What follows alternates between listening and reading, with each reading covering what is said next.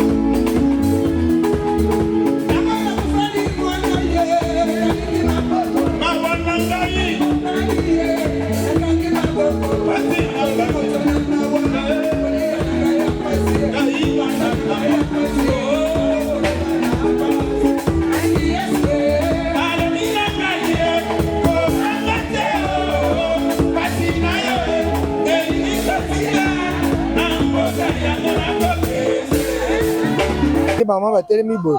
Ça veut dire que fini la guerre. Fini la guerre. Et s'il pendait aussi. So mec on va mboula mabanga. Puisque opération mboula mabanga, on s'en tindel aux traîtres mboula mabanga. OK. Oyibi kolta mboula mabanga. Otimoli or mboula mabanga. L'impact d'abord, vous savez que c'est Dieu qui gère. Il n'y a pas une armée qui est puissante comme l'armée céleste.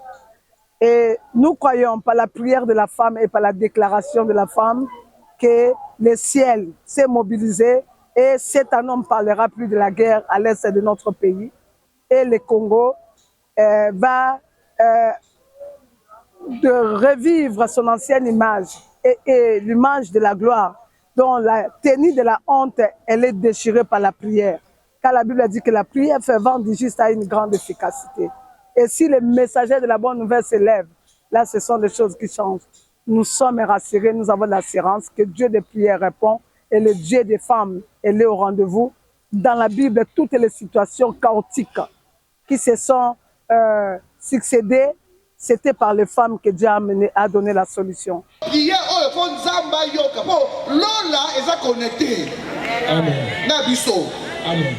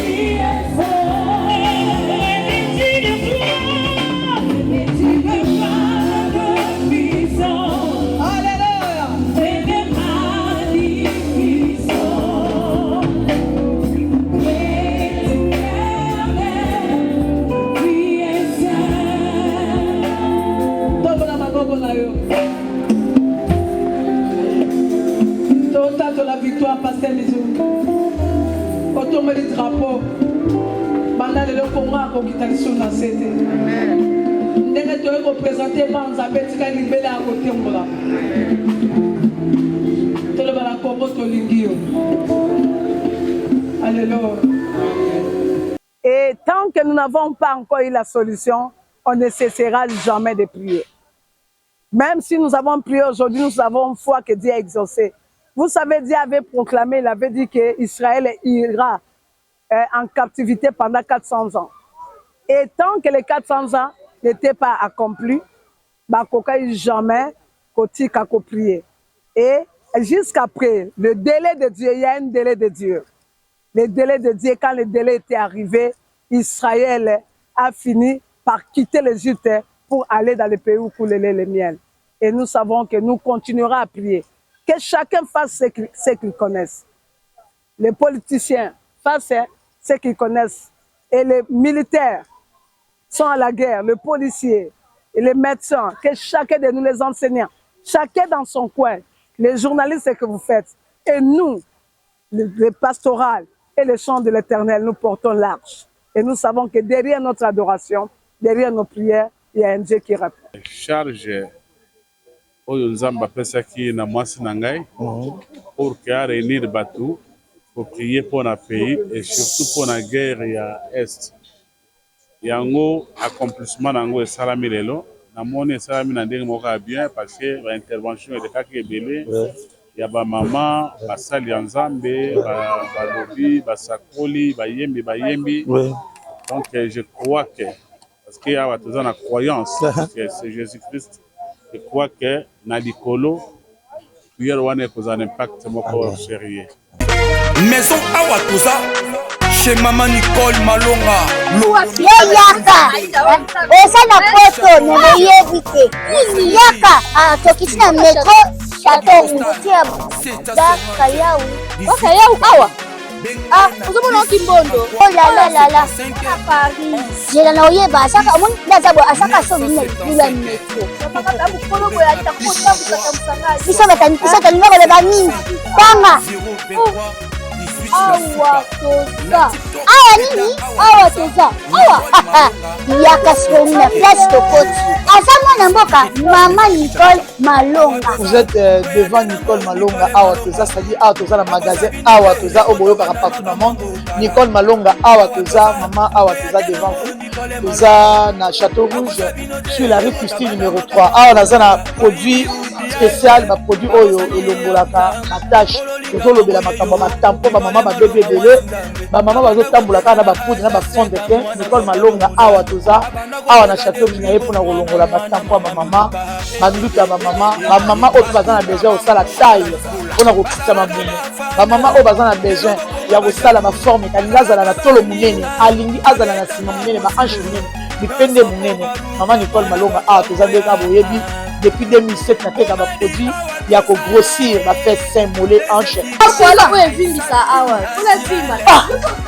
non yozomona te oyoloka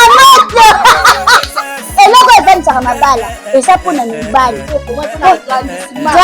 sa grandi limaso olingi soko moni ekoki kosuki wana sine kopasuka nakotela nakobongisa ezotraite telema vraiment nga mona aza victime na meki yango oyo bazobenga na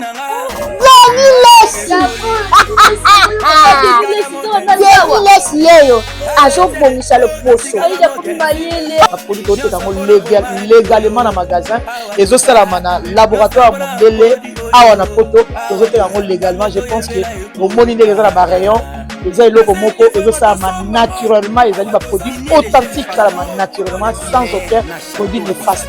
Voilà. Toza oya te nango Nicole Malonga akosa bino te ye moto abanda makambo yango kala awa toza oya te nango Nicole Malonga.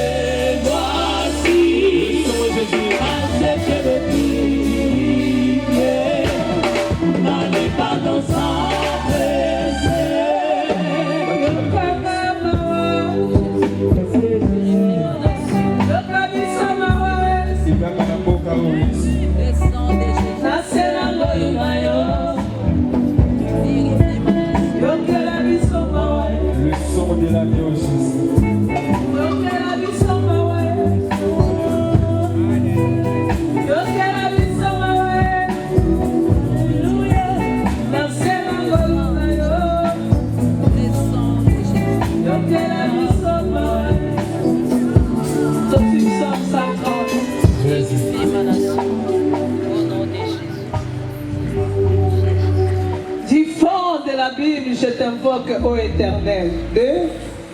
Seigneur, écoute ma voix. Que tes oreilles soient attentives à la voix de mes supplications. Du fond de l'abîme, je t'invoque, ô Éternel. Ensemble. Seigneur, écoute ma voix. Que tes oreilles soient attentives à la voix de mes supplications. Si tu regardais le souvenir de l'iniquité éternelle, Seigneur, qui pourrait subsister?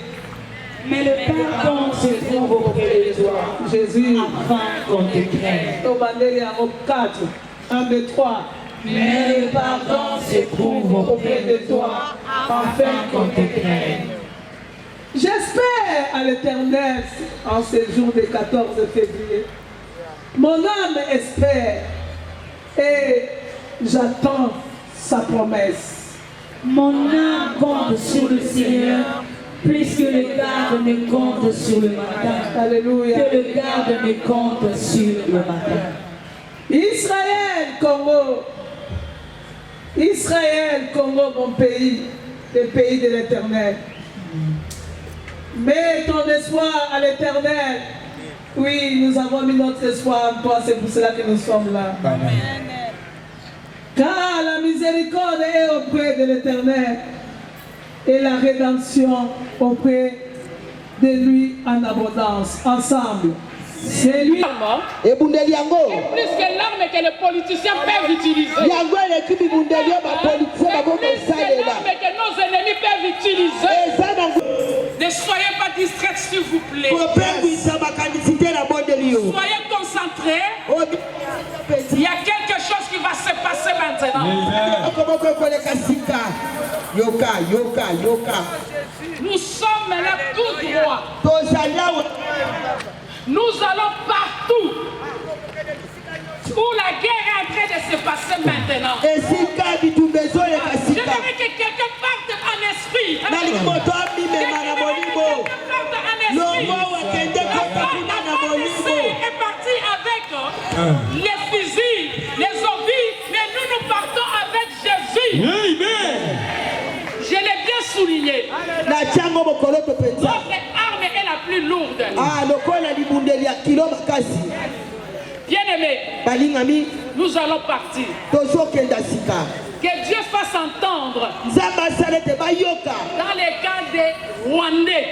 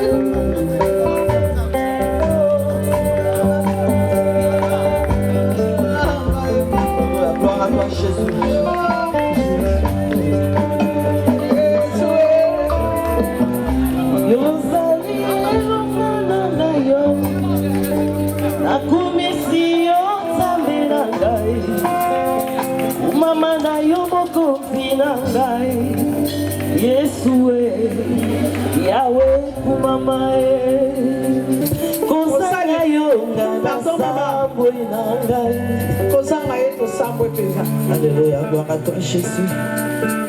Lelo tango nzambe ayebisaki biso makambo akobondela ya koya na saa banzete oyo banzete emonanga akoyeba Yesu awa na saa banzete oyo nde esika na banda osala protocole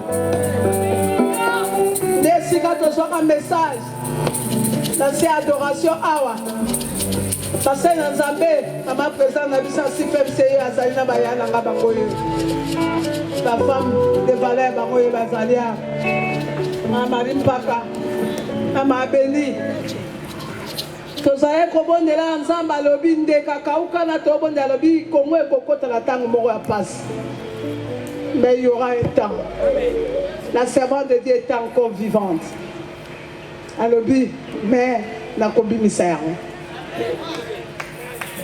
etango nayoki mongongo nzambe ayebisi nga na mosali na ye ke bokende na jardin bokende kobondela bokesala mitingi te bokesala concert te botya babote te bozala den nzambe abaki koloba bi esika na bandaka message mpe esika nayoki esukisa mpo guerre ezosuka na mbula oyo eloko na ye nzambe abasi basali ya nzambe bakenda baza na bomoi amatumasha bayebisi ngai Micheline na se ya dialyse abengi ngai natikala komona ye te koteya nayoka sango na ye epa mama na ngai mpe Elisabeth Olange alobi na nga Micheline ya kotya motu atindi bato ya oluka nga ava kufa na mati na chambre na ye alobi tya motu a tookende tootikela bino mboka bokoba mosala oyo tobandaki epe mboka ekozwa kimia likolo ya basi nalobi ke mboka ekozwa kimia likolo ya basi eseigneur alobi nanga benga baplerese lelo titre eza te alleluya o ministre eza te o député eza te o pasteur eza te nous fêtons nous recevons les stars moko abasi masiana mosali ya nzambe aza na parlement alleluya aoteli servant de Dieu. Si on appelle quelqu'un du solo, on appelle quelqu'un du solo, n'a pas de bala Nicolas Yesu. Akomaka, Atoula, Atouli, Yesu a tenu les clients dans 23h59. Jésus.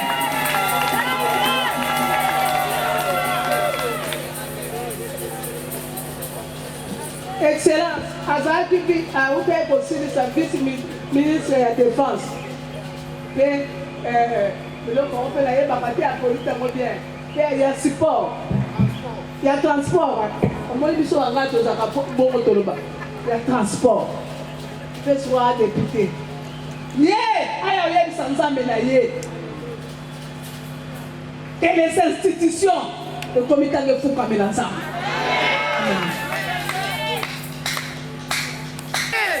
On va comprendre pourquoi dans les lames, maman Boulouba.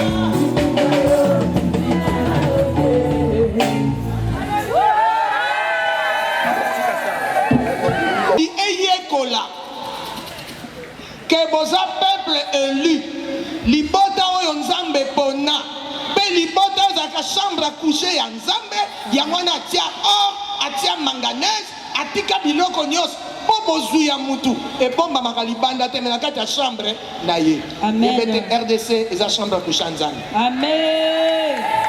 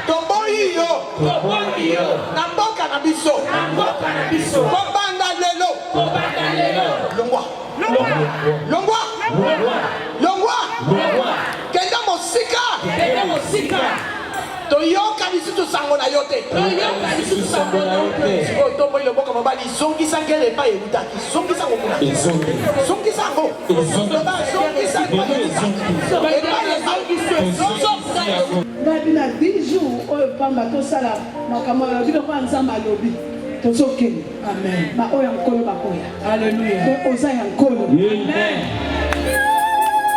alobi nalingi nzambe nous sanctifier Jésus sanctifier amen mwasi moko nalingaki la bouche autorisée alléluia nabengaki mabene obi ke église eza esika ya division te eza esika oyoka bolamu moko ya boye bondeko eza bapesa ya bandeko ya basi mpe ya mibali eske basante tozali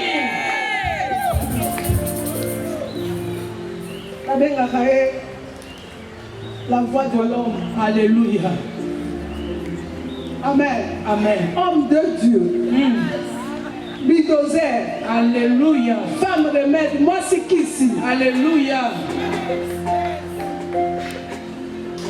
Anna Moula, ma belle-sœur, alléluia. Toye na mai na miso. Yakalale.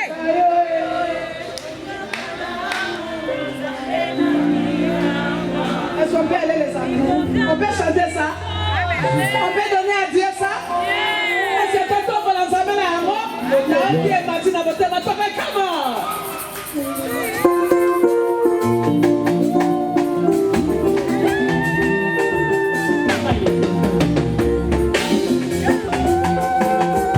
Manzamo toyende la nzambe nzambe tika na boko nzambe tika na boko Mamela muti mayo Makula mowa Uluda muyambe Kama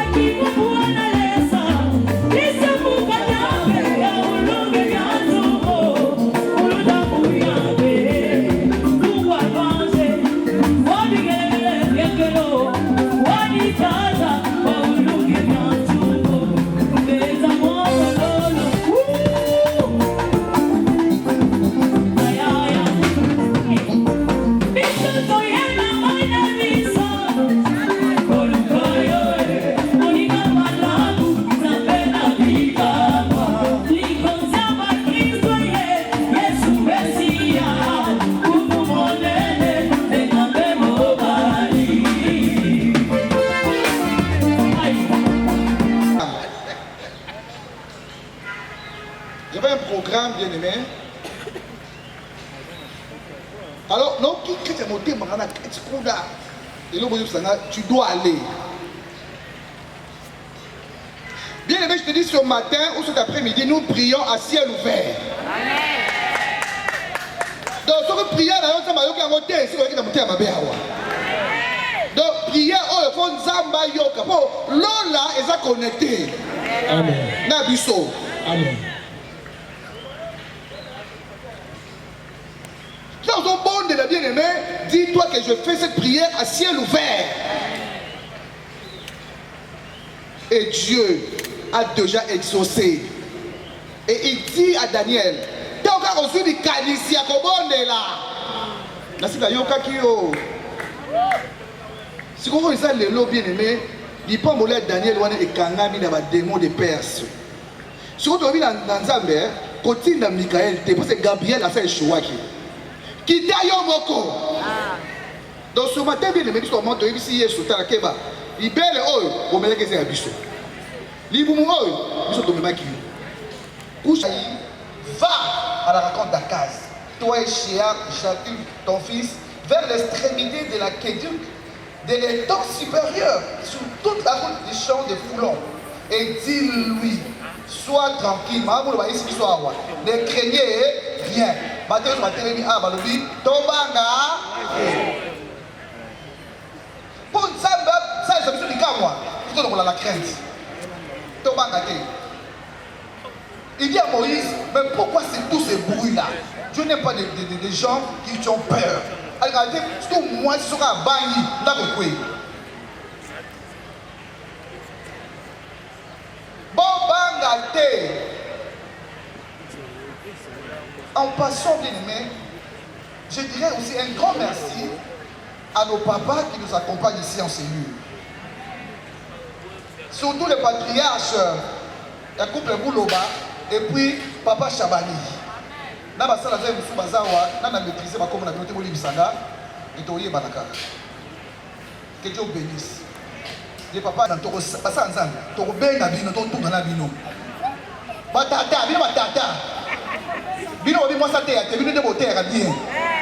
Moi mon bali a uta wapi.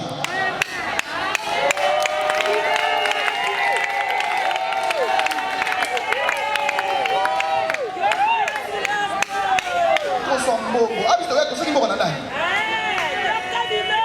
Janga ta no so mo franda o nini. Ko ba ngati ko mama ay ska so mo franda.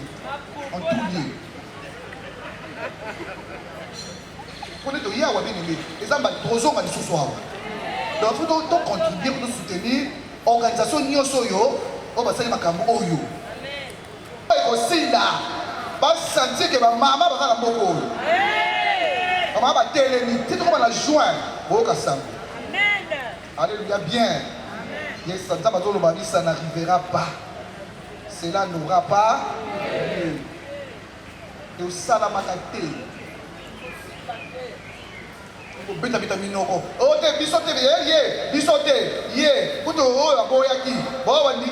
Ozaki wapo lo ngara wana. Vous avez un mbongo, bien aimé, c'est malheureux.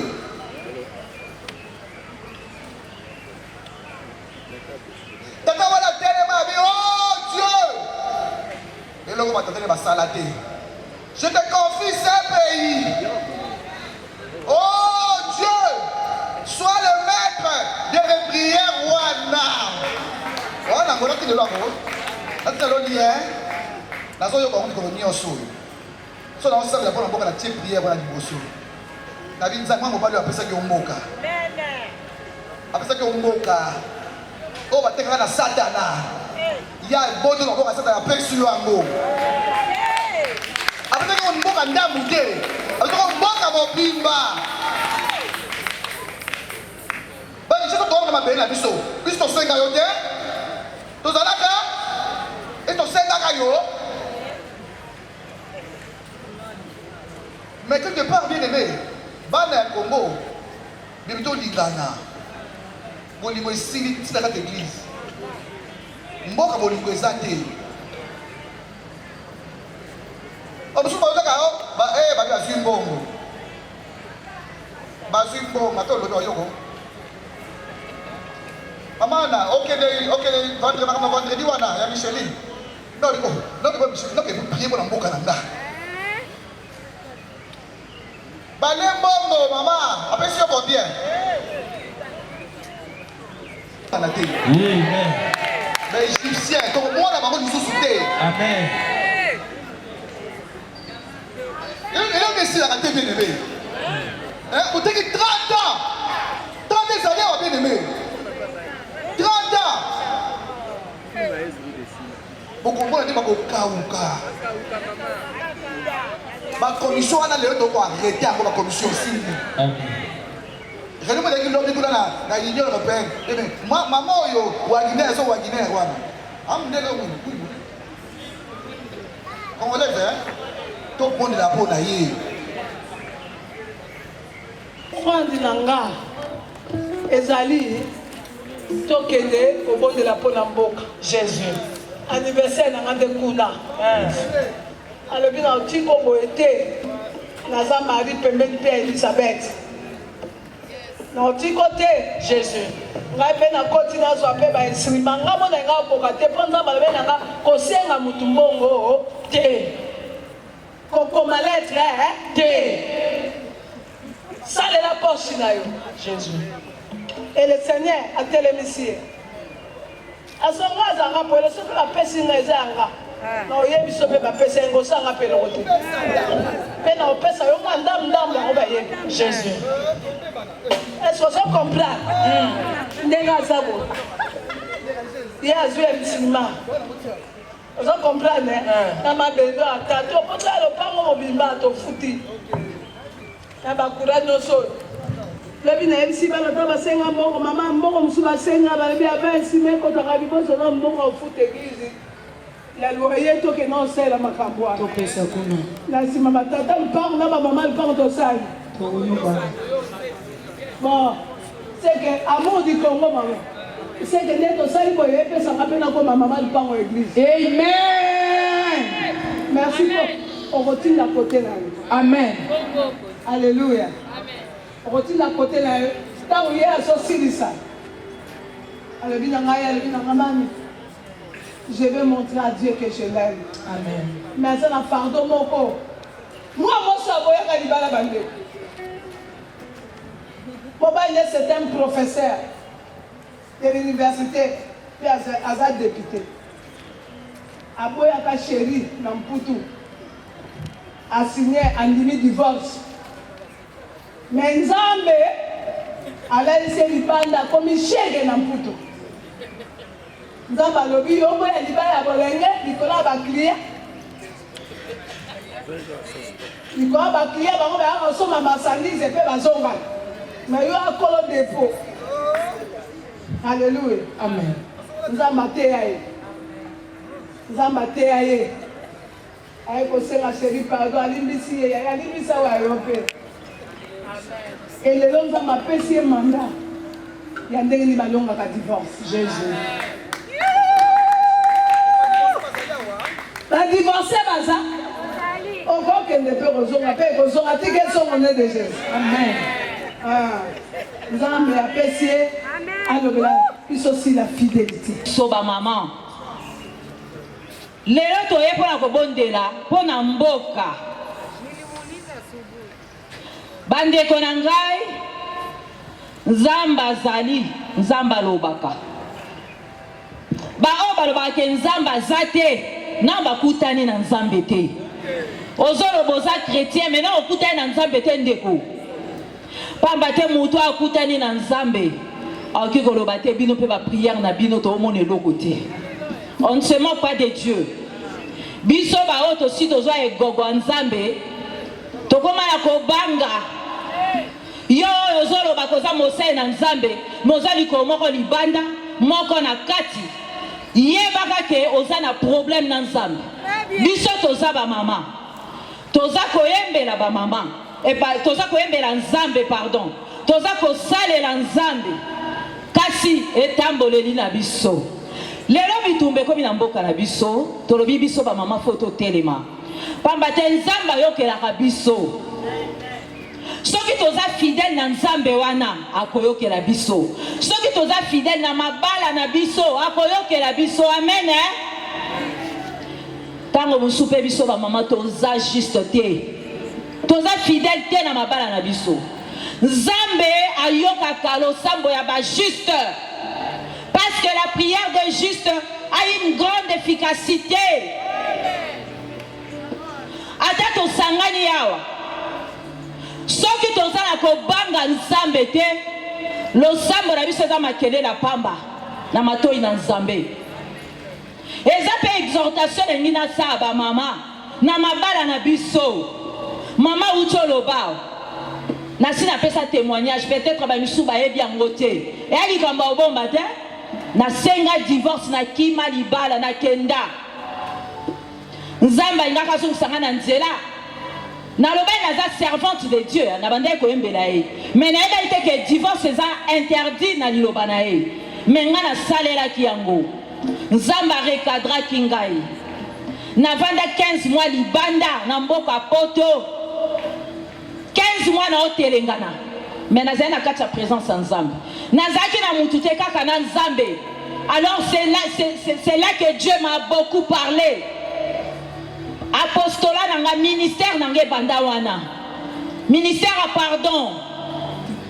Na bomaki libala parce que motuki c'est le kaki. Na kei ngala kaseso na kende na osana kimia. Kimia ezalaki te. Nzamba ebisinga bwaka nyonso bwaka landangai. Na bwaka nyonso bandeko pesa okeza te komo telengana. Na koma na lala mabe na zonga mabe pendant 15 mois. Et puis le Seigneur, tant que vous avez une recommandation à Souka, dans le jeûne et prière, il y a 7 jours. Na mona libanda te, na liaka te, na liaka muke na pokwa, à sec. Le Seigneur m'a parlé sur le mariage. Ndé na ko eba importance en mariage. Ngabi waouh, na pendant tous ces 20 ans na sakana na libala. Tozo sakana na libala, to éviter que les institutions en Zambé.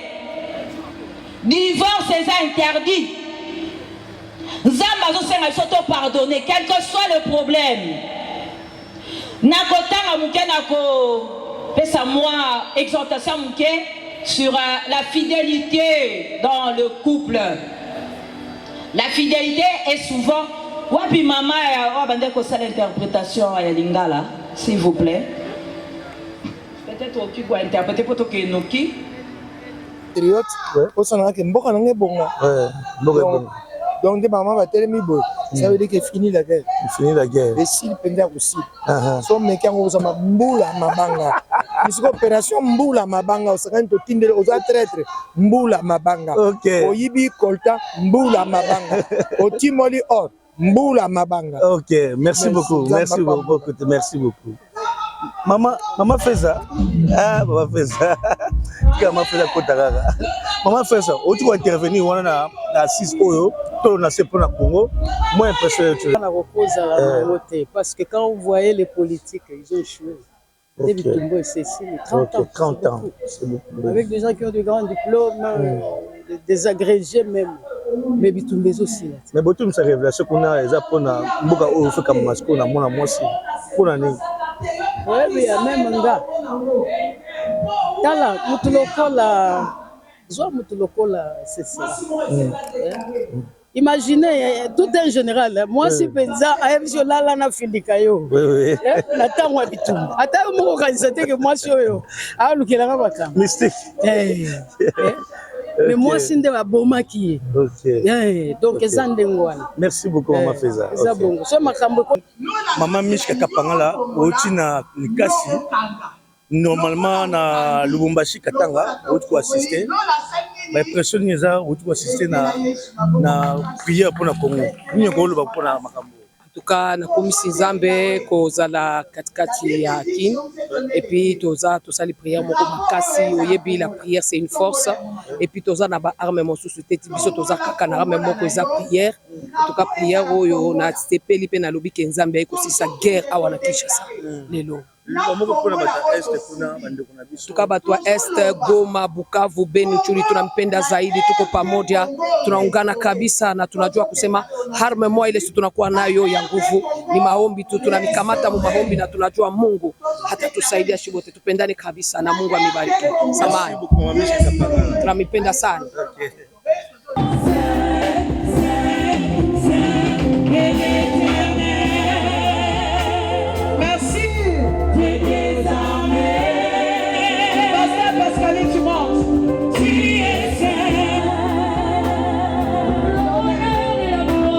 l'honneur et la gloire t'appartiennent à jamais, à jamais. Tu es fort, et tu ne crois, et tu ne crois que puissant. Alléluia. Et des magnificents.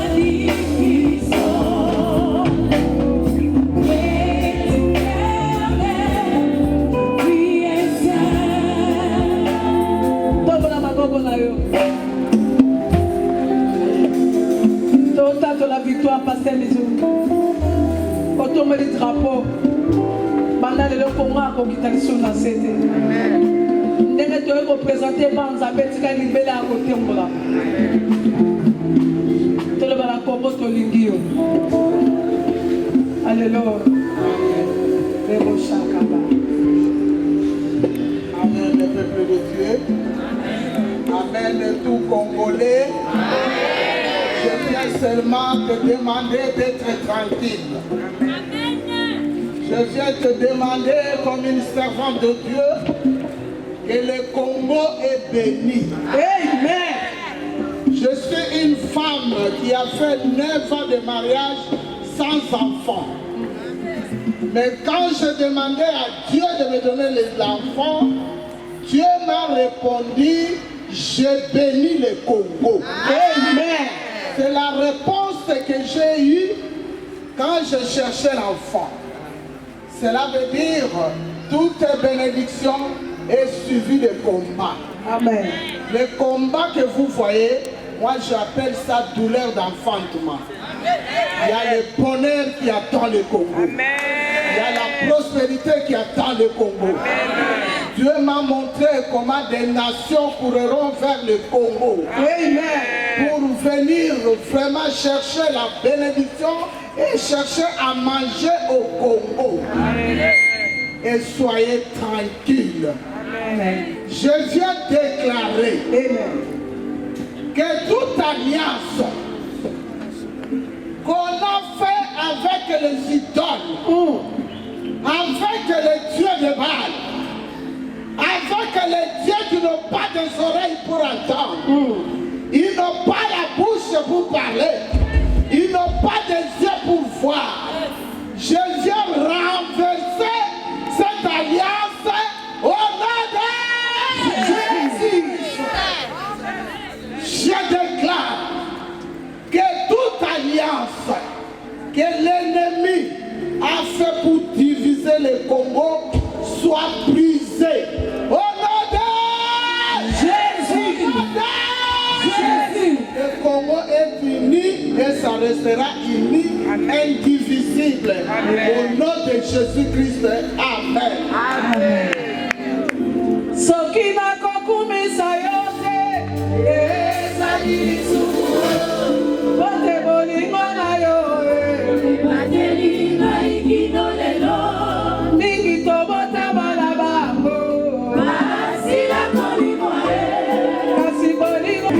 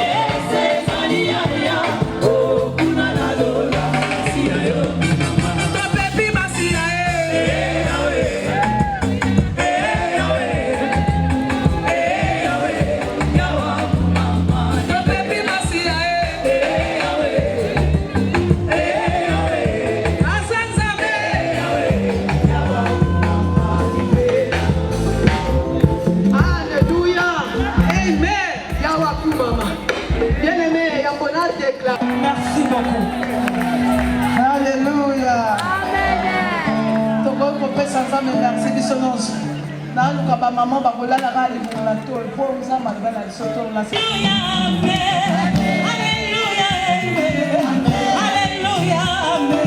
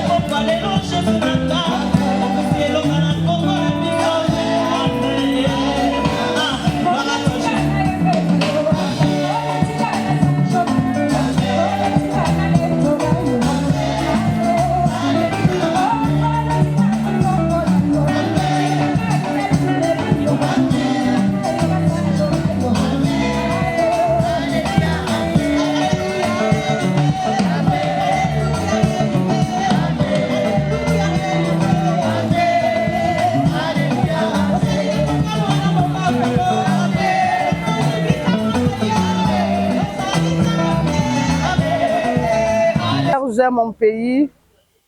C'est une prière qui a commencé depuis 2004.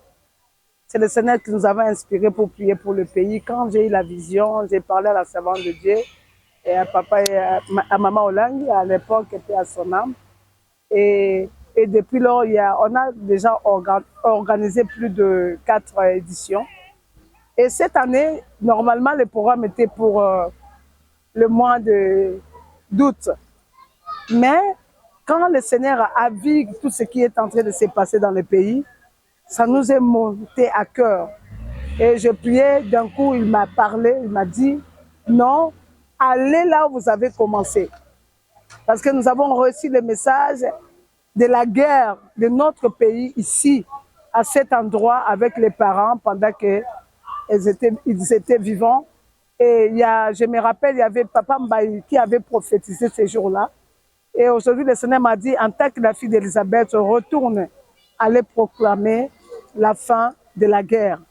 Et que les Congolais disent que nous aimons le pays et gênés pour le pays, que les servantes, les adoratrices et les adorateurs viennent pour élever leur voix. Donc, c'était une vision que l'Éternel nous avait donnée, inspirée pour proclamer la fin de la guerre. Alors, quel est l'impact que cette journée? L'impact, d'abord, vous savez que c'est Dieu qui gère. Il n'y a pas une armée qui est puissante comme l'armée céleste. Et nous croyons par la prière de la femme et par la déclaration de la femme que le ciel s'est mobilisé et cette année on ne parlera plus de la guerre à l'est de notre pays. Et le Congo va de revivre son ancienne image et l'image de la gloire, dont la tenue de la honte, elle est déchirée par la prière. Car la Bible dit que la prière fervente du juste a une grande efficacité. Et si les messagers de la bonne nouvelle s'élèvent, là, ce sont des choses qui changent. Nous sommes rassurés, nous avons l'assurance que Dieu des prières répond et le Dieu des femmes est au rendez-vous. Dans la Bible, toutes les situations chaotiques qui se sont succédées, c'était par les femmes que Dieu a donné la solution. Et nous avons l'assurance que Dieu nous a écoutés. Et pourquoi seulement les femmes? Les femmes, c'est la mère, ce sont elles qui ont porté tous les enfants, tous les hommes, les politiques qui sont là, qui sont dans le pouvoir, dans l'opposition, les rebelles. C'est la maman qui a porté la grossesse. Et nous, les porteuses de la grossesse, qui allaitons ces hommes, on devait parler. Voilà, c'est ce que le Seigneur nous a dit. On s'est levé comme des Déborah. Et j'allais pour déclarer que nous avons parlé. Parce que vous savez que c'est par la femme que Dieu a fait que l'homme puisse venir sur la terre. Par la femme, le péché était entré et c'est par la femme que la vie est entrée. La première femme, la femme de Chi, Ève, a mangé le fruit.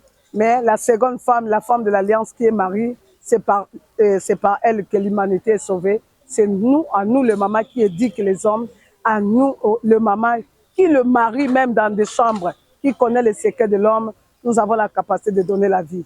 Et même Jaël a pu donner la vie à son peuple, malgré elle s'attendait avec Sisera. Mais ce jour-là, elle a fait le choix entre le pays, le sang et l'amour. Et c'était une journée spéciale de Saint-Valentin, où tout le monde célèbre l'amour, Valentine, on a Valentin. Mais nous sommes venus célébrer l'amour de notre patrie. Mais demain, on nous dira, l'histoire nous parlera. Parce que l'histoire de Judas a parlé, et l'histoire de tous ceux qui ont trahi, l'histoire a parlé, et ça parlera encore pour le Congo. Le Balangé, ça dit que Bible a prié sans cesse. Et tant que nous n'avons pas encore eu la solution, on ne cessera jamais de prier. Même si nous avons prié aujourd'hui, nous avons foi que Dieu a exaucé. Vous savez, Dieu avait proclamé, il avait dit qu'Israël ira en captivité pendant 400 ans. Et tant que les 400 ans n'étaient pas accomplis, il jamais prier. Et jusqu'après, le délai de Dieu, il y a un délai de Dieu. Le délai de Dieu, quand le délai était arrivé, Israël a fini par quitter l'Égypte pour aller dans le pays où coule le lait et le miel. Et nous savons que nous continuerons à prier. Que chacun fasse ce qu'il connaisse. Les politiciens fassent ce qu'ils connaissent. Et les militaires sont à la guerre, les policiers, et les médecins, que chacun de nous, les enseignants, chacun dans son coin, les journalistes, ce que vous faites. Et nous, les pastorales et les chants de l'Éternel, nous portons l'arche. Et nous savons que derrière notre adoration, derrière nos prières, il y a un Dieu qui répond. Papa, makambo eleki ndenge ba papa ba prier tolo na lelo. O sentir ndenge nini atmosphère lelo. Bino d'abord boza chaîne nini? Biso za Merki Télévision CNTV. CNTV. Oui. Tout à fait. Pour ngai makambo elekani kitoko. Parce que ça charge oyo nzamba apesaki na mwasi na ngai pour que a réunir batou pour prier pour na pays et surtout pour la guerre ya est. Yango accomplissement nango esalami lelo namoni esalami na ndenge moko ya bien parce que ba intervention elekaki ebele ya ba mama basali ya nzambe balobi basakoli bayembi donc je crois que parce qu'il y a une croyance que c'est Jésus-Christ. Je crois que na likolo prière wana cause un impact moko sérieux. Puisque quelle que soit la durée, quel que soit le temps, mokolo Israël abimaki na Égypte a commis na mer rouge. Pharaon ayaki na bachar na ye, mais les Égyptiens que vous voyez là, vous ne le verrez plus. La guerre va prendre fin et puis pour que vous ayez la liberté et pour décoller dans le bien pour un développement durable. Ok, merci beaucoup, révérend pasteur.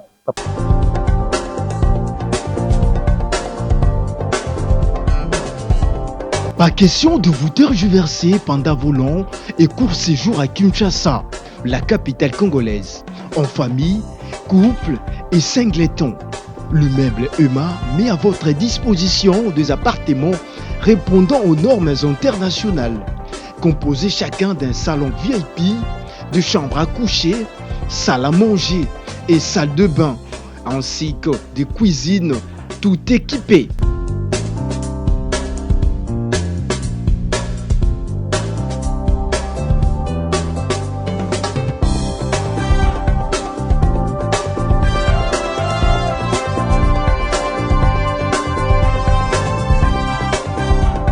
La connexion Wi-Fi en permanence. Pour les problèmes de coupures intempestives de courant électrique, un générateur disponible pour alimenter ces bijoux.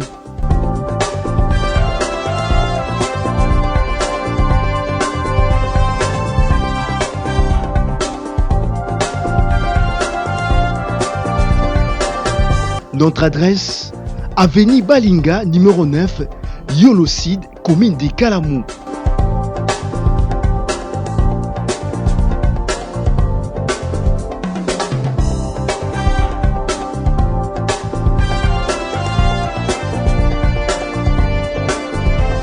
Pour plus d'informations, plus 44 74 66 38 44.